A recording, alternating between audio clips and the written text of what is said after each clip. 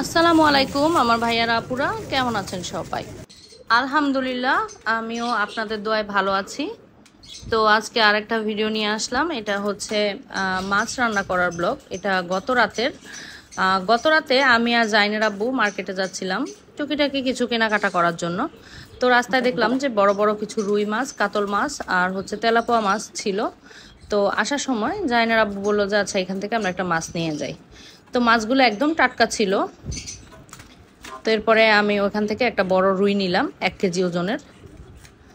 তো রুই মাছটা নিয়ে আসতে আসতে আমাদের প্রায় রাত 9টা। তো আমি বললাম যে না, ওইটা ফ্রিজে রাখার দরকার নাই, এই সময়ই কেটে রান্না করে ফেলি সাথে সাথে।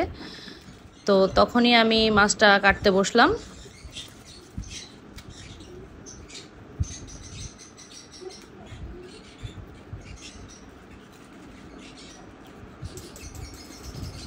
তা আমার অবশ্যই মাছ কাটতে বেশি সময় লাগে না, আর যেহেতু বড় মাছ তো একটা মাছ কাটতে আর কতক্ষণ সময় লাগে। জাইনার আবু বলছিল যে রেখে দাও, কালকে দিনে এটা করো, ফ্রিজ থেকে বের করে রান্না করে নিও, আজকে ফ্রিজে রেখে দাও, রাত্রেবেলা এখন আর করতে হবে না, মাছ ধরতে হবে না। পরে আমি বললাম যে না, আমার তো বেশিক্ষণ লাগবে না, আমার জাস্ট 5 মিনিট সময় লাগবে মাছটা কাটতে।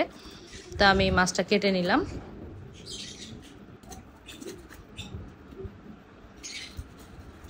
এটা একদম টাটকা ছিল। আমি ভাবছি যে মাছটা হয়তো অতটা টাটকা হবে না, কিন্তু পরে বাসায় এনে কাটার সময় দেখলাম যে মাছটা একদম ফ্রেশ ছিল। তো এরপর আমি কেটে ধুয়ে নিলাম।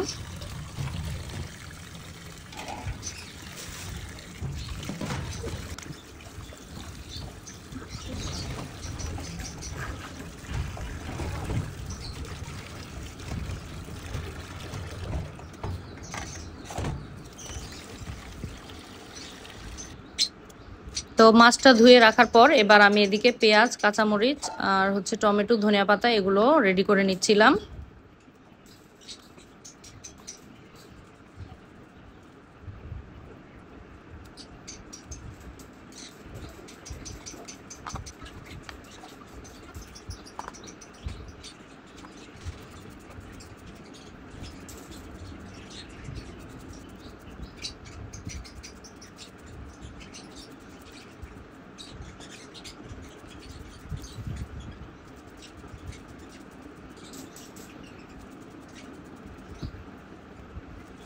তো পেঁয়াজগুলো কাটা শেষ, এবার মরিচগুলো ফালি করে কেটে নিচ্ছি, তারপর হচ্ছে ধনিয়া পাতাটা কেটে নিব। তো এই পর্যায়ে কাটাকাটি শেষ, আমি এখন রান্না শুরু করলাম। এখানে তেলটা একটু গরম করে নিয়ে তারপর দিয়ে দিলাম পেঁয়াজ, কাঁচামরিচ।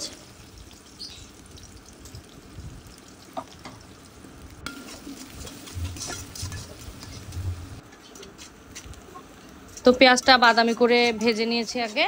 এখন এখানে আদা, জিরা, রসুন বাটা আর তারপর সব মশলা দিয়ে দিব।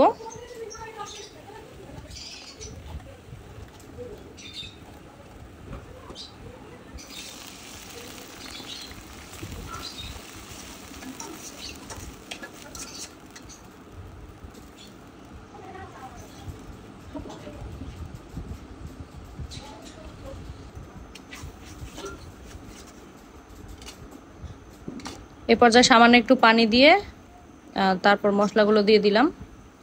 হলুদ গুঁড়া, মরিচ গুঁড়া, ধনিয়া গুঁড়া,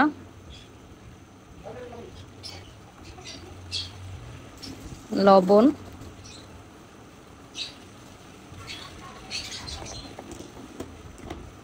তারপর মশলাগুলো ভালো করে নেড়েচেড়ে একটু কষিয়ে নিব।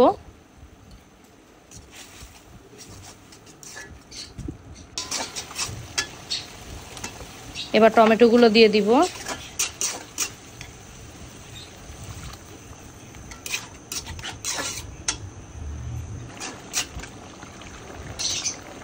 তারপর আরো কিছুক্ষণ কষিয়ে নেওয়ার পরে এখন আমি এখানে মাছগুলো দিয়ে দিব।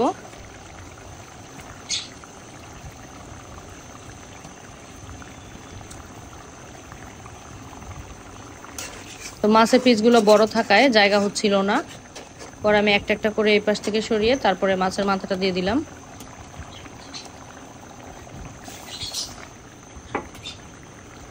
এবার এটা কিছুক্ষণ কষিয়ে নিলাম।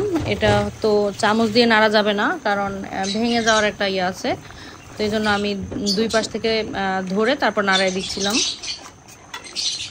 তারপরেও হালকা হালকা চেষ্টা করতেছিলাম জায়গা করার জন্য।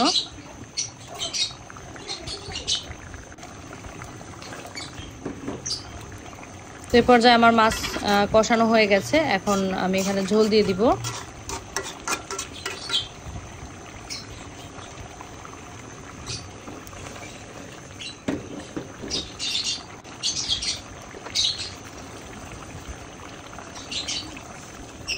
ঝোল দিয়ে এটা ঢেকে দিব।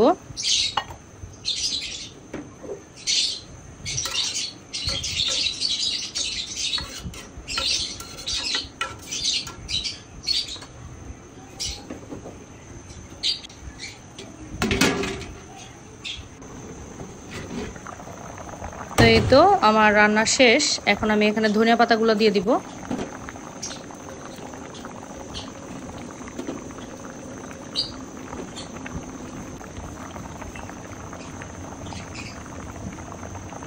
তো আমি চুলাটা বন্ধ করে দিলাম। মাছটা রান্না হয়ে গেছে। এখন খাওয়া দাওয়ার পালা।